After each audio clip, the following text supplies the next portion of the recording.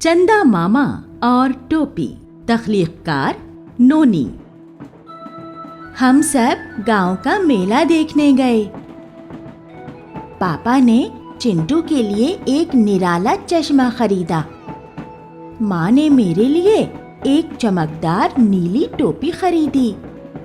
छोटी गुड़िया को मीठी कैंडी मिली। घर लौटते वक्त बहुत तेज आंधी आई और मेरी टोपी उड़ा ले गई। मेरी टोपी एक पुराने पीपल की शाख में अटक गई। मैं बहुत रोया, रात का खाना भी नहीं खाया। उसी रात थोड़ी देर बाद आसमान में चंदा मामा आ गए। उन्होंने पुराने पीपल के पेड़ में अटकी हुई मेरी टोपी को देखा। फिर उन्होंने मेरी टोपी पहन ली। चंदा मामा खुश होकर मुस्कुराए। उनके साथ मुझे भी मुस्कुराना पड़ा।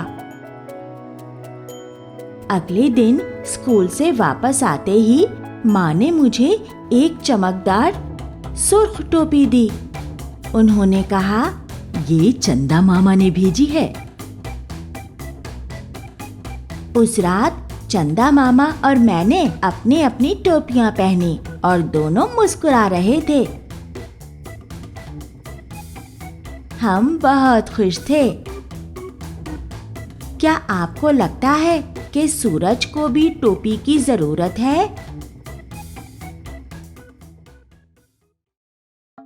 अरे हाँ, इस वीडियो को लाइक और शेयर करना न भूलें। बराहे करम ज़ील में अपनी राय दें।